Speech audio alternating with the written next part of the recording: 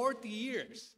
40 years, I think, more or less, since nagsimula tayo ng family camp na ito. No? At of course, andun kami, yung mga senior pastors na rito. And what a great blessing. More than 40 years na nga siguro, it's practically half a century na halos taon-taon or every 2 years, nagmi-meeting tayo at nagkakasama-sama tayo. At tama sabi ni Pastor Rolly, ang first priority natin is to understand the Word of God.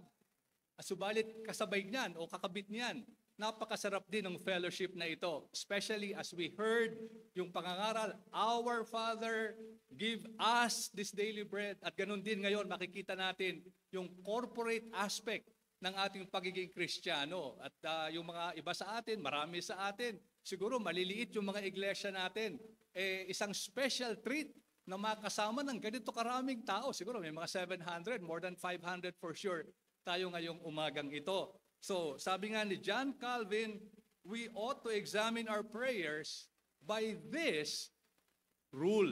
And that is the rule, of course, itong Lord's Prayer. Nakita na natin, yung sa mga naunang mensahe, the object of our prayer, our Father, the motive of prayer, your kingdom come, your will be done. At kanina yung provision, give us this day our daily bread. So muli nating tingnan ang ating mga banal na kasulatan. Mga kapatid, Matthew 6, sariwain natin ang ating teksto, verses 9 and following hanggang verse 15 tayo ngayon. Pray then like this, Our Father in heaven, hallowed be your name. Your kingdom come, your will be done, on earth as it is in heaven. Give us this day our daily bread, and forgive us our debts as we have forgiven our debtors. And lead us not into temptation, but deliver us from evil. For if you forgive others their trespasses, your heavenly Father will also forgive you. But if you do not forgive others their trespasses, neither will your Father forgive your trespasses. Bago tayo magpatuloy, mga kapatid, dumako muna tayo. Hilingin natin ang biyaya ng Panginoon sa pag-aaral na ito. Manalangin tayo. Our dear Heavenly Father, once again, Lord, we acknowledge our weaknesses before you. Mapurol ang aming isip at pangunawa how we long for the guidance of the Spirit and the leading of the Spirit as we study your word. At ito po ang aming mga dalangin sa pangalan po lamang ng aming Panginoong Jesus. Amen. 4 young men entered yung isang restaurant na nakasuot ng mask, nakamask sila.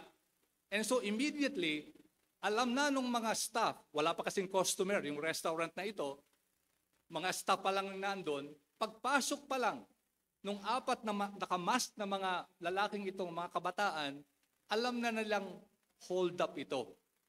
Nagmamadaling tumakbo yung mga staff, palabas, at natira na lang yung 4 na mga hold-uppers. Subalit sa kusina, hindi alam ni Tony Smith ang kanyang pangalan, pagkat siya ay naka-earpods. Sa ibang siguro sa atin, mahilig sa earpods. Nakikinig ng music, hindi niya alam ang nangyayari. Inabutan siya ng mga hold-upper at ang sabi sa kanya, buksan mo itong kaha, Diero, or yung cashier, yung box na pinaglalagyan ng pera. Pero dahil cook naman si Tony, wala siyang kaalam-alam kung paano bubuksan yan. In fact, dapat nga wala siya nung gabi na yon o nung hapon na yon. Meron lang nakiusap kung pwede magpalit sila. Pero pinilit niyang buksan, pero hindi talaga niya mabuksan. All of a sudden, yung isa sa 4, binunot ang baril, 17 years old, teenager, binaril si Tony. Now, si Tony Smith is actually the youngest son of Professor Robert Smith, professor of preaching at the Bison Divinity School, at natanggap ni Professor Smith ang tawag na ang kanyang anak, the youngest son, ay nabaril. Habang siya ay nangangaral sa isang konferensya na kagaya din ito. And then 45 minutes later, another phone call from the police your son is dead. Binawian ng buhay si Tony. Walang nakuhang pera kahit 5, yung mga hold-uppers, kasi nga hindi nila mabuksan. Ano ang sabi ni Professor Smith? Ang sabi niya ay ganito, you learn to say that God is sovereign. You learn to say, kaya natin sabihin, God is sovereign. It's easy to say that when the sun is shining. Madaling sabihin yan pag maliwanag ang araw. But when the sun goes down and you have to live with that, it becomes real.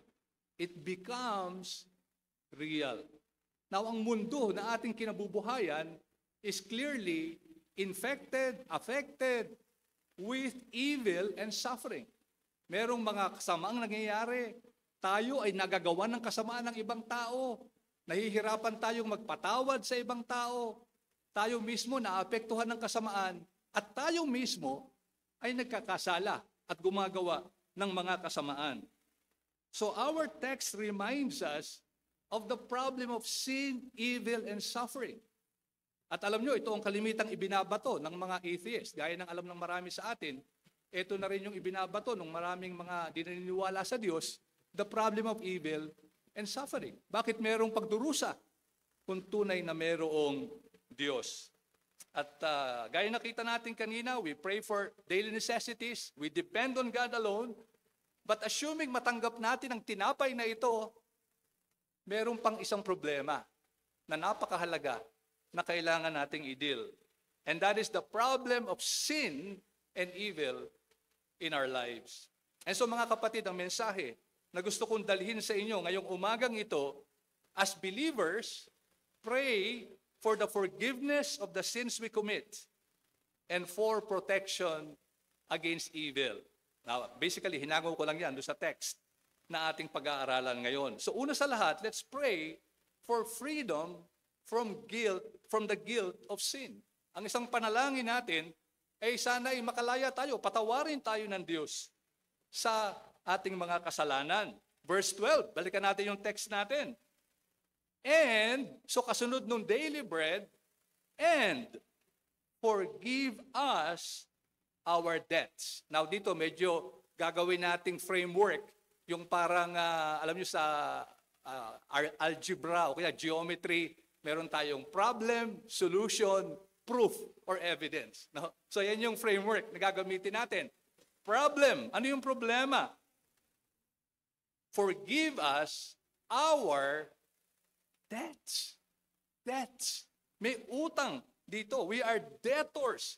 Alam nyo, sa ating mundo ngayon, maraming naaalarma. Last month lang, nung isang buwan, may isang article dun sa isang business magazine or website, yung CNBC, na nagsabi that the world, ayon sa writer ng article na ito, the world is looking at a debt crisis that will span the next 10 years, said an economist. Kasi daw yung global debt, yung utang ng buong mundo, ng mga bansa sa mundo, exceeds $300 trillion. No? So kung kayo mahilig sa economics, $300 trillion daw ang utang ng buong mga bansa sa mundo na ito. And in the next 10 years, they're worried na baka maging krisis ito.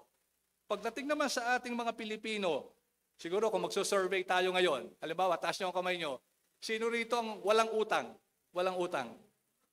Okay, wag niyo itaas. Taas naman yung may utang. Sino may utang?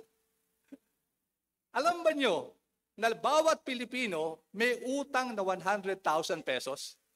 No? Ayon sa isang kinuwenta ang lahat ng utang ng bansa natin, kung i-divide sa ating lahat ng mga Pilipino, each of us, more than 100,000. At kada pamilya, pag sinuma natin, halos kalahating milyon kada pamilya ang utang natin, whether we know it or not. Debt crisis, yan ang sabi ng mundo. Even personal credit card crisis. Pero merong mas malaking debt crisis na hindi alam ng mundo. Alam nyo, ang kasalanan ay maraming tawag sa Biblia at marami sa inyo alam na alam ito. Transgression, that is rebellion, iniquity, yung crookedness, crooked dealing, or sin, missing the aim or the mark. Subalit sa mga Jewish writings, ang isa sa pinaka-common na ginagamit ay utang.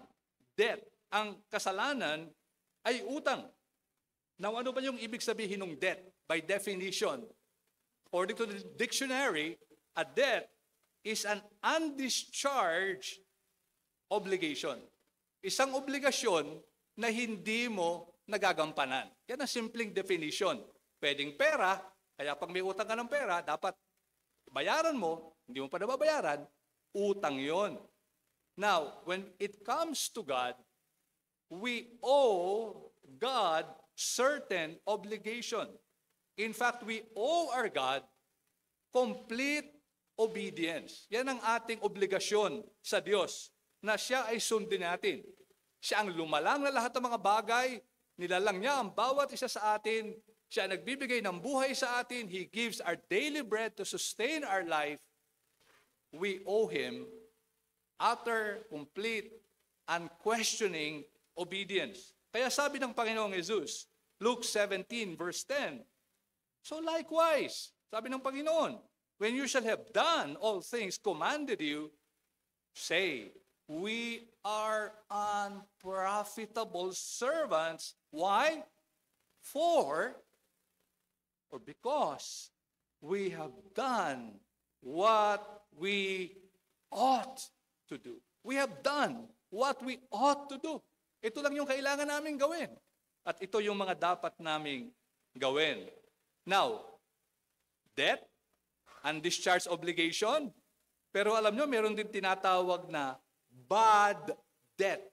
O masamang utang. Bad debt. Again, according to the definition, ito raw, bad debt are accounts receivable, siguro mga accountants ang subulat nito, accounts receivable that will likely remain uncollected and will be written off. Yung utang na hindi na makukolekta at ira-write off na lang, na hindi na nga kayang kolektahin. And here's the bad news. We are all bad debtors to God. Tayo may mga utang sa Diyos na hindi natin kayang bayaran. Unang-una yung ating mga kasalanan. So yung debts dito, yung mga kasalanan natin, una sa lahat, kailangan bayaran natin yung utang na na-commit na natin sa ating mga nagawang kasalanan.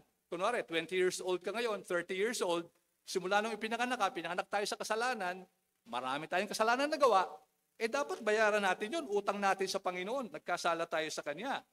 Assuming mabayaran natin yun, kailangan di na tayo magkasala. Kasi magkakautang na naman tayo. No, kaya ganun yung ating sitwasyon. Kalimitan yung mga tao, sinasabi nila, o sige, simula ngayon, di na ako magkakasala. Paano naman yung mga nagawa mo ng kasalanan? Na kailangan mo ng pagbayaran sa Diyos. At sa banal na kasulatan, ano ba yung bayad? Ano yung bayad sa kasalanan? Alam na alam natin, Romans 6:23, for the wages of sin is death. Kamatayan ng kabayaran ng kasalanan. The way for us, kung tayo magbabayad ng kasalanan na ito, ibig sabihin, kailangan tayong mabulid sa impyerno at doon ay magpakawalang hanggan ating bayaran ng ating mga kasalanan, mga hindi natin nagawa para sa Diyos. At ngayon, hindi popular ang turo ng impyerno. Pero gaya ng alam ng marami sa atin, no other teacher in the Bible speak as much about hell than the Lord Jesus Christ. At sana bilang application, ma-realize natin, kung di pa natin na-realize, that we are bad debtors before God. Napakalaki ng utang natin at hindi natin ito mababayaran sa lupa. At kahit nga sa impyerno, hindi tayo makakaalis doon kung tayo ay pagbabayarin ng Diyos. At dahil dito, somehow, di ba, yung mga tao, tayo, meron tayong sense na may utang tayo sa Diyos. No, parang yung longing for forgiveness ay nakaya-ingrained sa maraming mga tao, kung hindi man sa lahat ng mga tao. Alam nyo, meron isang kwento na siguro narinig ng marami na rin sa inyo, ng ilan sa inyo, na merong isang tatay na nakagalit yung kanyang anak. Yung anak niya si Paco. Nangyari ito sa Spain. At nakagalit niya yung anak niya, naglayas yung kanyang anak, si Paco. After months of searching, hindi makita ng tatay, saan kaya yung kanyang anak, saan kaya napunta. And so finally, in desperation, nag-advertise siya sa isang newspaper sa Madrid na ang nakalagay doon, "Dear Paco," sabi ng tatay niya, "meet me in front of this newspaper office at noon on Saturday. All is forgiven. I love you, your father." This Saturday, be there at noon. All is forgiven. And so nung dumating si Sabado, excited siguro yung tatay, baka andun yung anak niya, nagulat siya sa harapan ng newspaper. There were 800 Pacos. 800. Paco, lahat ng pangalan. No, siguro, popular name yon. All longing for forgiveness and love from a father. Merong ganun longing. Merong ganung alam natin something is wrong. That is why all cultures have some kind of an atonement ceremony. Halos lahat merong gustong mag-atone, magbayad sa kanilang mga kasalanan. And because of this, we live in misery kung wala tayo sa Panginoong Jesus. At alam natin yan, nung di pa tayo Kristiyano. We live in misery and we try to drown this misery. Sabi nga ng isang writer years ago, decades ago I heard, we drown these sorrows by Facebooking, Twittering, or now Xing, or whatever social media addiction you may have. Drugs, alcohol, relationships. We try to drown this voice in our conscience, crying, bad debtor, bad debtor. That is the problem. What is the solution? Sabi ng ating talata, forgive us our debts. Sa unang basa, ay ganun lang ba yun, pastor? Sabihin lang namin, forgive us our debts. That's it. No, parang, kasi nga, lahat ng mga petitions na ito, gaya nakita natin, day 1 pa lang kahapon, punong-puno ng kahulugan ito. Mga summary lang ito, buod lamang ito. And if you look at these words, forgive us. This is, in a way, parang summary ito ng buong storya, yung tawag natin meta-narrative of the whole scriptures. The whole Bible, our whole Bible, is all about forgiveness of sin through the Lord Jesus Christ. Kaya sabi sa Westminster Shorter Catechism, ano yung ating hinihiling sa prayer na ito? Sabi ng Westminster Shorter Catechism, we ask that God, for Christ's sake, would freely pardon all our sin. So, naka-anchor itong petition na ito, nakasalig sa napakadakilang turo that someone paid for our debts. Kung isang tunay kang mananampalataya. At ito yung ebanghelyo in summary. Someone paid for our debts. Meron na nagbayad. At sino ito? Of course, walang iba kundi ang ating Panginoong Jesus. Colossians 2, verses 13 and 14. And you, kayo, mga taga-Colossus, you were dead in your trespasses and the uncircumcision of your flesh. God made alive together with Him, having forgiven us all our trespasses. How? By canceling the record of debt. Narinig niyo yun, mga kapatid? The record of debt. Yung utang natin na nakatala, by canceling that debt that stood against us with its legal demands. This He set aside, nailing it to the cross. Nailing it to the cross. What news is this? Marami ngayon, gaya narinig natin kahapon na din, Holy Week ngayon, may mga magpapapako, i-reenact, akala nila, sapat na ito, magpapakahirap sila, magpipinitensya. Hindi ito ang kailangan ng Diyos. Ang makakasapat lang sa bayad sa ating mga utang at kasalanan is that nailing on the cross, that record of death will be nailed on the cross, even as our Lord Jesus Christ hung there, crying, my God, why hast thou forsaken me? Galatians 3:13, Christ has redeemed us from the curse of the law, by becoming a curse for us. At ito yung tinatawag nating passive obedience. Passion, yung kanyang paghihirap. Nagpakahirap siya, binayaran ng ating mga kasalanan. Subalit, meron din siyang ginawa para maging matuwid tayo sa harapan ng Diyos. Romans 5:19, for as by one man's disobedience, si Adan ito, the many were made sinners, so by the one man, that's the Lord Jesus Christ, one man's obedience, the many will be made righteous. By His perfect life, as our substitute, we can have this righteousness. And so ito yung magandang balita. All our debts have been settled nung namatay ang ating Panginoon sa krus ng Kalbaryo. At ito'y mapapasa atin if we come to Him in repentance and faith and embrace Him as our Lord and Savior. So para sa mga bisita natin, paalala na ito kahapon, kanina, paalala pa rin ngayon, kung meron tayong bisita ngayon, hindi mo pa sinesettle ang mga utang mo sa harap ng Diyos. Ikaw ay bad debtor pa rin hanggang ngayon. Wala pang nagbabayad ng iyong mga kasalanan. Sana makita mo na dalawa ang iyong kailangan. Una sa lahat, kailangan bayaran mo na yung mga kasalanang nagawa mo at gagawin mo pa. At kailangan mong sundin ang utos ng Diyos nang walang mali kahit isa. Walang nakagawa niyan, kundi si Jesucristo lamang. At tinatawag ka niya ngayong umaga. Huwag ka na mag-atubili. Ano man yung mga bagay na pumipigil sa iyo, kasalanan, karelasyon, kaibigan, kapamilya, sana lumapit ka. Akapin mo ang Panginoong Jesus bilang iyong Panginoon at tagapagligtas. Subalit, para sa mga mananampalataya dito, realize the magnitude of Christ's love for us. At yan ang paulit-ulit na tema na naririnig natin sa mga pangangaral dito sa camp na ito. Napaka-biyaya, napaka-maawain, napaka-generous, magnanimous, bounteous ng ating Diyos.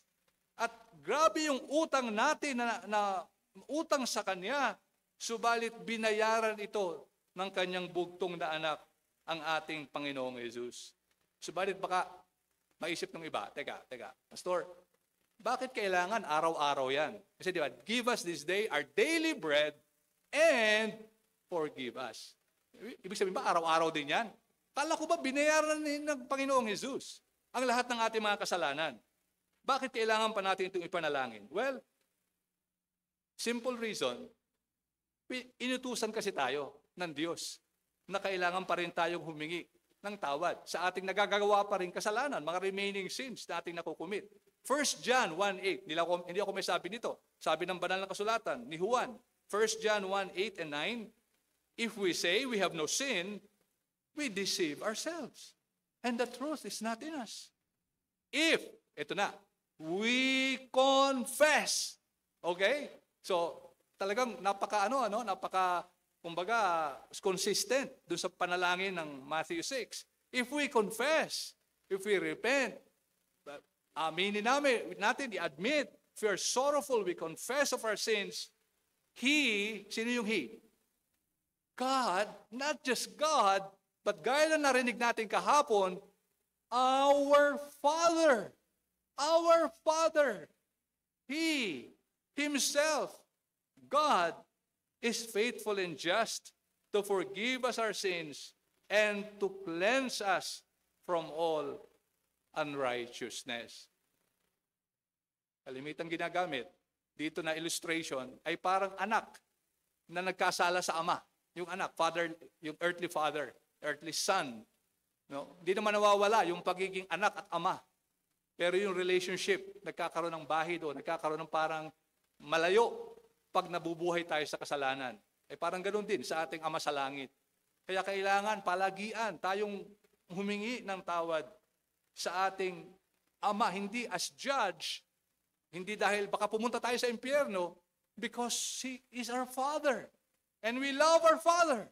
Siya yung tumubos sa pamamagitan ng pagpapadala sa Kanyang bugtong na anak. What a blessing na yung ating lalapitan is not, judge na malayo, wala tayong kaugnayan, kundi our very heavenly Father. And when we come to Him in faith, and also in repentance as well, then forgiveness is assured. He's faithful and just. He will forgive you for the sake of the Lord Jesus Christ. But thirdly, proof. So, problem, death, solution, the Son of God, our Lord Jesus Christ, forgiveness of sins. Ano yung evidence na tayo nga ay pinatawad na? Na tayo nga ay tunay ng mananampalataya, in other words. Verse 12, balik tayo sa text natin. And forgive us our debts as we also have forgiven our debtors. So yung kasalanan, utang sa Diyos, pero pag may nagkasala sa atin, yun pa rin yung larawang ginamit, utang. No, parang may nagkautang sa atin, may nagkasala sa atin. Now, napakahalaga nito, after the prayer, binalikan ng Panginoon sa verse 14 and 15, verses 14 and 15.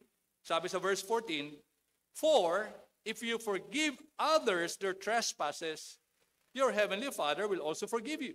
But if you do not forgive others their trespasses, neither will your Father forgive your trespasses. Now, kaagad, medyo magkakaroon siguro tayo ng ng kaisipan. Akala ko ba binayaran ng Panginoong Hesus? Akala ko ba problem solved? Lahat ng debts pinatawad. Nailing it to the cross. Bakit dito? Parang nakadepende.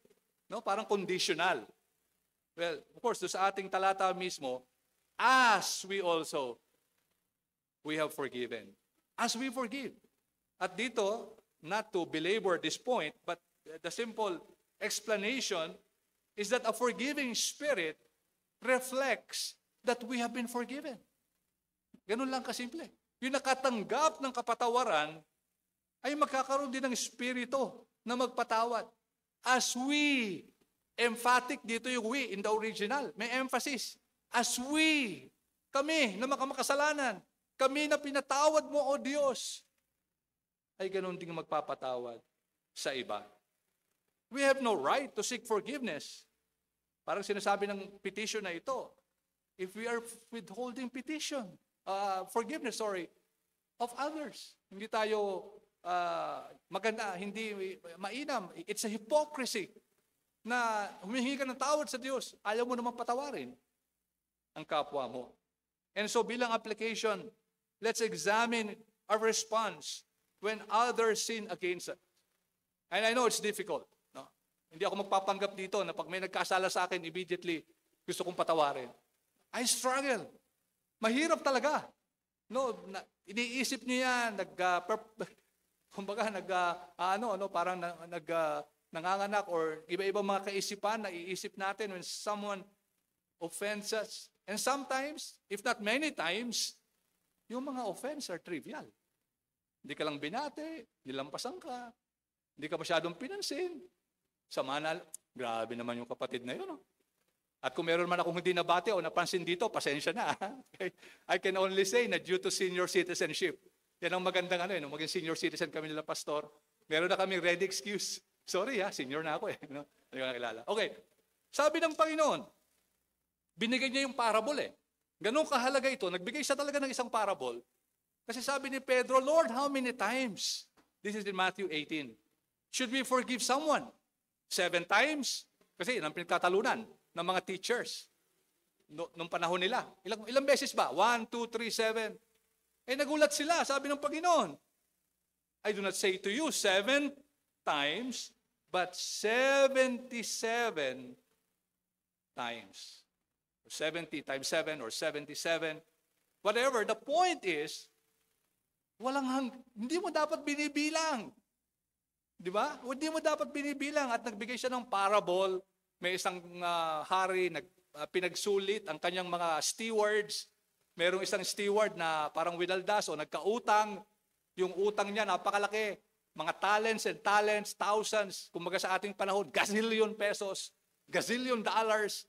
Merong isa naman na nagmakaawa sa hari, pinatawad ng hari.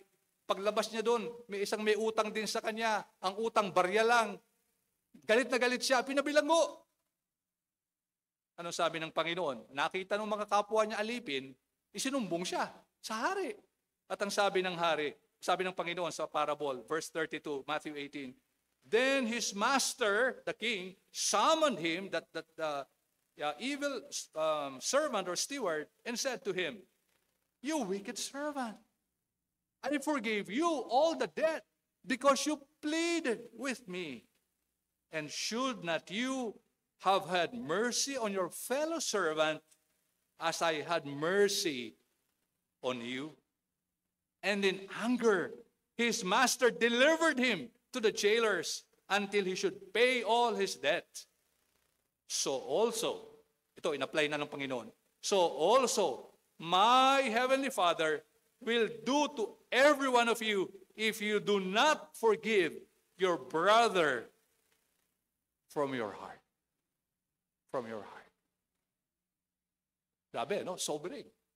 No? Yung palang pagiging forgiving, again, hindi ito kondisyon para patawarin ka, magpatawad ka, and then okay ka na.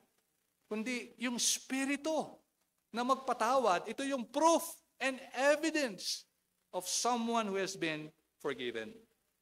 Alam niyo, si Robert Smith, Professor Smith, yung tatay ni Tony, ayon sa account, matapos mangyari yung pagkamatay ng kanyang bunsong anak, ang sabi niya, "At first, I was so angry. It was so senseless, yung pagkamatay ng anak niya." And sabi niya, one time on a mission trip, nasa mission trip siya, he began to think, at naisip niya as if God was speaking to him, parang kinakausap siya ng Diyos, na, "Do you believe in forgiveness?" Parang sinasabi ng Panginoon sa kanya. Sabi niya, "Yes, I do." "Do you teach and preach on forgiveness?" Kasi professor on preaching siya eh. "Do you preach? Do you teach forgiveness?" "Yes, I do." "I want you to forgive Tony's murderer." Now again, hindi ito literal, no? Parang ito lang yung kanyang train of thought. So sabi niya, "I knew forgiveness was something I would need to do, not out of duty, but really out of delight. Then I thought about what Jesus went through for me. I know that I was born in sin, shaped in iniquity. I've committed infraction after infraction, fallen short of the glory of God. I realized what God had done for me to forgive me. And the Spirit gives me the ability to do what I don't want to do, what I couldn't do. Then it becomes a delight to participate in what God has already done, which is forgiving the one who committed the infraction against me." It becomes a delight to be partakers, to participate in what God has done for me. Parang nakaparticipate siya, naranasan din niya what it means to forgive someone na nagkasala sa inyo. So rejoice as we have received our forgiveness, but pray that we may also forgive others. So that's the first petition, first point. Pray for freedom, deliverance from sin. But then secondly, and this one is shorter, pray for the protection or freedom from the power of sin and evil. From the power of sin and evil. Verse 13, "And lead us not into temptation, but deliver us from evil." Now, the word temptation, as many of us are aware, basically means test. No, it's a testing. And when si Satan ang involved, ito ay sinasabi nating temptation o tukso. So parang flip side, no? From God's point of view, testing, trials. But kung si Satanas ay involved dito, ang nais niya tuksuhin tayo sa kasalanan. At dito ang panalangin natin, pinapanalangin natin, is that we may not be led into temptation, but be delivered from evil. Now, yung evil dito, pwede rin, in fact, medyo hati ang mga commentators dito and scholars, kung ito ay evil or evil one. Either way, pwede, no? At kung alin man ang piliin natin or preference natin, hindi naman masyadong nagbago yung kahulugan, no? To be delivered from evil. Now, ano ang emphasis dito? Just get the gist or the heart, no, the kernel of the verse, and that is that we may realize our vulnerability and our dependence on God. Yun lang ang gusto ipakita sa prayer na ito. na mahina tayo. Hindi natin kaya on our own na mapagtagumpayan ang mga pagsubok at tukso at ang kasamaan na nakapalibot sa atin. Sabi ni William Hendrickson sa kanyang commentary, and I quote from him, sabi niya, if it be thy will, ito raw ang parang paraphrase nito, if it be thy will, do not permit us, weak as we are by nature and prone to sin, to enter into situations which in the natural course of events would expose us to temptation and fall.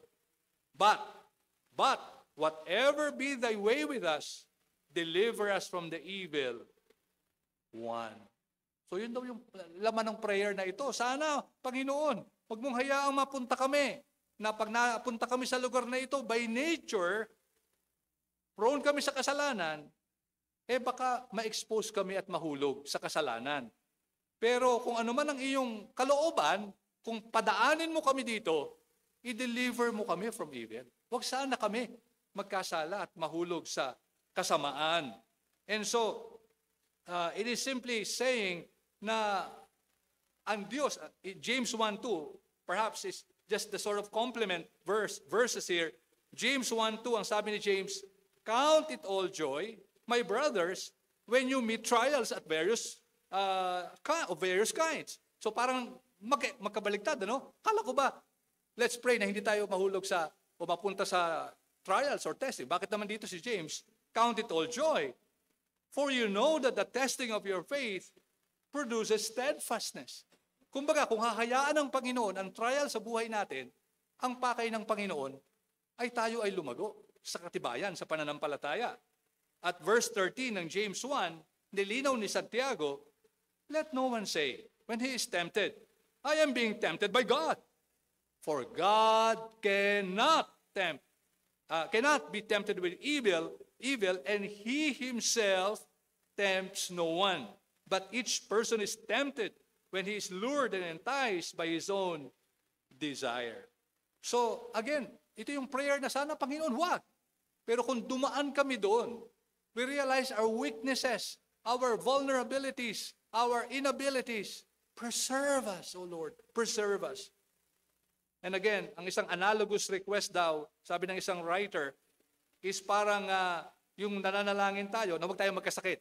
But even as we do that, we pray that we may be careful in observing the rules of health, diet, and so on, that I may not become ill, but whatever in thy providence befalls me, kung magkasakit man tayo, keep me close by your side, that my faith may not fail.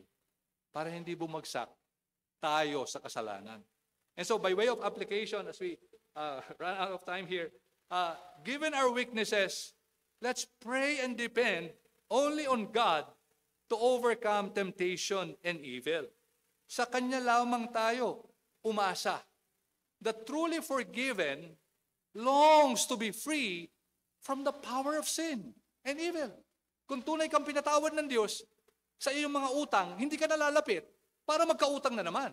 Di ba? Halimbawa, yun ang temptation mo. No? At ako, maliit pa lang ako. Hindi ko alam kung batang-bata pa ako, na-realize ko na ang hirap ng may pera, ang hirap ng walang pera, ang hirap na may utang, ang hirap palang magbayad ng utang. Kaya parang medyo nagising ako, maliit pa lang ako, or bata pa lang ako. Napakahirap. So, hanggat maaari, ayoko magkautang. So, parang ganun din ang isang niligtas ng Diyos. Kailangan tayong maging maingat and pray for deliverance sa ating mga pusong makasalanan. Yung puso natin, di ba makasalanan mismo? Yung nasa loob mismo, yung ating remaining sinful nature sa ating puso. At sabi nga ni C.S. Lewis, ang ganito, na ito, I'm sure familiar sa marami sa atin, but ang sarap pa rin marinig bilang paalala. Sabi ni C.S. Lewis, our Lord finds our desires not too strong, but too weak. We are half-hearted creatures, fooling about with drink and sex and ambition, when infinite joy is offered to us, like an ignorant child who wants to go on making mud pies in the slum, because he cannot imagine what is meant by the offer of a holiday at sea. We are far too easily pleased. Napakadali daw nating malibang sa mundo na ito. At yan ang ginagawa ng puso nating mapanlinlang. At hindi lang yan, meron ding maraming masasamang tao. Hindi lang yung puso natin masama, nakapalibot sa atin. Marami ring masama, and we pray for deliverance. Many times, pinanalangin niya ni Pablo, they may be delivered sa mga masasamang tao. Sabi nga niya sa 2 Timothy 3 verse 12, all who desire to live a godly life in Christ Jesus will be persecuted, while evil people and impostors will go on from bad to worse, deceiving and being deceived. May mga masasamang tao. And we pray, Lord, spare me sa mga tao na ito. And of course, si Satanas mismo, di natin kita, di natin alam, ano kayang paraan ang ginagamit niya. But always there, kasama yung kanyang mga minions, lurking, seeking, looking for someone to devour at ibagsak sa kasalanan. Si Satanas promises the best, sabi ng isang writer, but pays the worst. He promises the best, he pays the worst. He promises life, pays with death. Yan ang ating kaaway. And so we plead, Lord, spare me. Huwag salang mangyari sa akin ito. Salamat sa panalangin ng ating great high priest, John 17 verse 15. I do not ask, sabi ni Panginoong Jesus sa kanyang ama, I do not ask that you take them out of the world, but that you keep them from the evil one. Napakasarap na prayer na ito. Na ito rin pala ang pinanalangin ni Jesus for us. Not that we are taken out of the world, at least not yet, but pangalagaan tayo. At hindi tayo mapahamak sa kasamaan. This also explains, at least partially, bakit may mga prayer ka, kapatid, at prayer ako, na hindi sinasagot ng Diyos. May mga prayers tayo. Lord, I want this, I want that. Sometimes seemingly godly and Christianly pa yung prayer natin. Hindi sinasagot ng Panginoon. Ba't kaya? Perhaps this is the reason. Alam ng Diyos na mabubulid tayo sa tukso kung ibibigay natin ito. Ako ibibigay niya ito sa atin. Kaya siguro yung iba sa inyo, hindi kagad kayo napopromote, hindi kagad kayo pinagpapala ng maraming mga even possessions. Kasi alam ng Diyos, pag nilagay ka sa ganung sitwasyon, baka dito ka bumagsak. Di ba ang panalangin mo, lead us not into temptation and deliver us from evil. And that is why God says, no, not at this time, maybe later, but not now. Robert Smith, Professor Robert Smith, marami siyang dinanasan, kadiliman sa buhay niya. Hindi lang pala siya namatay yung bunsong anak niya, even before that, his first wife died of lupus nung napakabata pa nung 3 anak niya. 3 lalaki yung anak niya. Namatay yung asawa niya ng lupus, batang-bata pa lang. His oldest son, yung panganay niyang anak na lalaki, at 15 years old, passed away because of cancer. And in 2021, he suffered a stroke. And then his younger son was killed. Daming pagsubok. Ano ang sabi niya? Sabi niya ang ganito, and I quote from him, we are not to demystify the mystery or unscrew the inscrutable or figure out the unfigurable. May mga panahon na hindi natin talaga maipaliwanag lahat. We cannot demystify. We cannot all figure out in this world ang mga bagay na ito. Pero sabi niya, we always have to go back to Calvary. We always have to go back to Calvary. God did not spare His own Son. Narinig natin kanina yan lang, Romans 8:32. God did not spare His own Son. God hurt Himself for us. Sinaktan niya mismo ang kanyang bugtong na anak doon sa krus ng Kalbaryo, na ngayon, mamaya lang iaalalahanin ng maraming mga tao, not fully understanding what it truly meant. Sinaktan niya yung kanyang bugtong na anak. At alam niyo, dahil dito, God sustained the life of this godly man. Robert Smith, in a few months' time, baka nga nangyari na as the article probably was like a few months ago, he will retire as a professor of preaching sa Divinity School after 27 years of serving. And if you happen to buy or to get hold of Crossways, yung Crossways publisher, ESV, audio version, the new audio version of the ESV Bible, you will hear a voice reading the whole Bible. That voice is Professor Robert Smith. That's his voice. That's his voice. At pinakikita ng kanyang buhay, na experience niya what it means to suffer, na ranasan niya what it means to be sinned upon, na experience niya what it means to struggle, to forgive someone who is almost parang unforgivable. Naranasan niya yung mga pagsubok na siguro panalangin natin, Lord, sana hindi ito ang mangyayari sa akin. Sana wag itong trial na ito ang ibigay niyo sa akin. Naranasan niya ang lahat ng ito.